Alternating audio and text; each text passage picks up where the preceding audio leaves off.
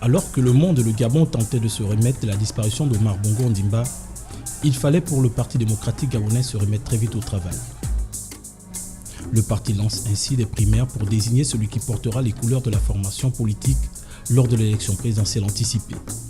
Plusieurs candidats sont sur la ligne de départ pour succéder à Omar Bongo à la tête du parti et à la présidence de la République.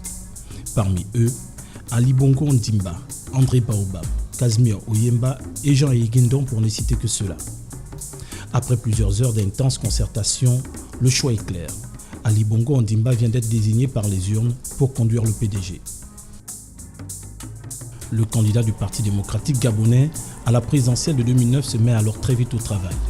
Il n'a que quelques mois, voire moins, pour convaincre les Gabonaises et les Gabonaises. Il annonce très rapidement les couleurs. Il dévoile son projet de société, dont les grands axes poursuivent le programme politique Mes actes pour le Gabon, sur la base duquel le défunt président Omar Bongo Ondimba avait été réélu en 2005. Articulé autour de 9 axes, le projet L'avenir en confiance fait de l'échéance 2016 une date butoir pour une économie diversifiée, un service public renforcé ou encore des conditions de vie décentes pour les populations les plus démunies. Son programme est très ambitieux. Son projet de société vise une transformation complète du Gabon. En clair, l'homme fait ce qu'il dit et pose les bases de son ambition, car son obsession est de conduire son pays vers l'émergence. Pour y arriver, il s'appuie sur l'unité, la solidarité, la paix et la cohésion sociale, qui sont les bases essentielles de tout développement.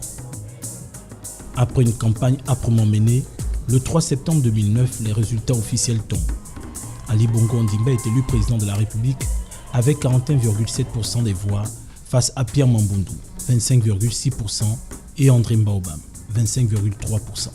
Le 16 octobre de la même année, il prête serment, reprenant le flambeau des mains de la présidente par intérim Rose Francine Rogombe, présidente du Sénat. Débute alors une longue marche vers l'émergence d'un Gabon englué dans plusieurs manquements, tant au niveau des comportements que des infrastructures. Ali Bongo Ondimba porte alors le manteau de chef, de guide, mais surtout de fils du Gabon. Il fait l'état des lieux et prône pour une construction collective et travaille sans relâche. Il milite pour l'effectivité de la décentralisation des compétences de l'État. Il y parvient à coup de détermination. Mais 7 ans, ce n'est pas assez. Car au-delà des réalisations qui sont certes nombreuses, il y a des manquements. Un goût d'inachevé l'habite. Mais l'homme tient toujours ses promesses et cela peu importe le temps. Sommes-nous satisfaits? Moi, je ne le suis pas entièrement. Et c'est la raison pour laquelle nous devons aller encore plus loin pour améliorer davantage non seulement le réseau routier provincial et départemental, comme nous devons accroître nos efforts pour continuer à améliorer les voiries urbaines et faciliter la circulation dans tous nos quartiers.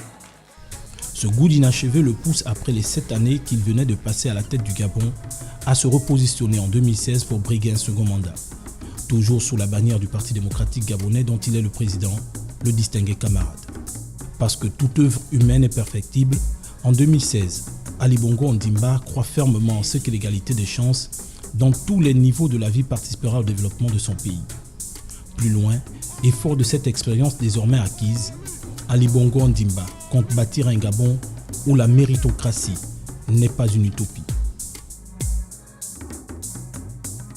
Le président candidat en 2016 veut aussi poursuivre la mutation économique gabonaise pour la faire passer d'une économie de rente à une économie de production diversifiée.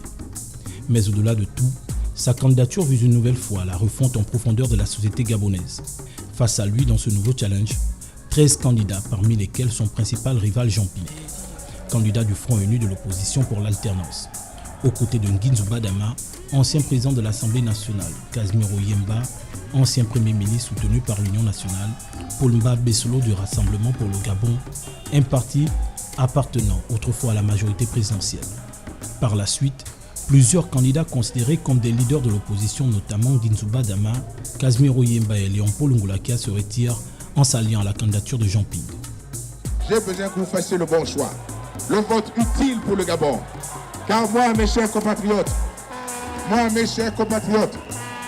dès le 28 au matin, je suis au bureau pour travailler pour vous. Que le ciel nous entende. Allons pour la victoire et qu'on nous laisse avancer. Au soir du 24 septembre 2016, il est proclamé vainqueur par la CENAP, la Commission électorale nationale autonome et permanente, avec 50,66% des voix, contre 47,24% pour Jean Ping, son poursuivant.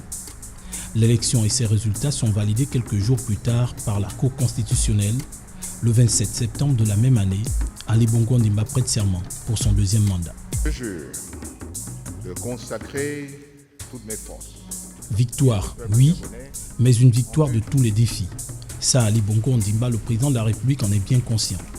Il invite ainsi l'opposition à le retrouver pour ensemble conduire le Gabon vers ce mieux-être souhaité par tous. Plusieurs personnalités de l'opposition et soutiens de son principal challenger le rejoignent. Dans sa poursuite des recherches des solutions, il convoque un grand dialogue politique et convie toutes les forces vives de la nation du 28 mars au 26 mai 2017. Plusieurs problèmes ont pu trouver solution au sortir de ces assises, des changements politiques et des modifications des institutions. Une réussite qui place alors le pays plus que jamais sur la voie d'une démocratie solide.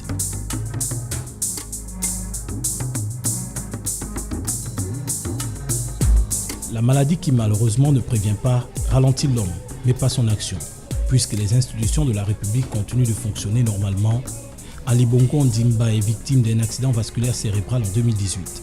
Sa mort a très souvent été annoncée, mais le président gabonais est bien vivant et aux commandes de son pays. Tout en remerciant ses compatriotes pour la confiance sans cesse renouvelée, Ali Bongo Ondimba a récemment rappelé qu'il est le choix du peuple et qu'il poursuivra sa mission avec la même force et la même détermination de hisser le pays au rang des pays émergents. Je tiens à vous remercier aussi tous pour tout le soutien que vous m'avez apporté, surtout dans les moments difficiles. Je tiens à vous remercier. Et je serai toujours là.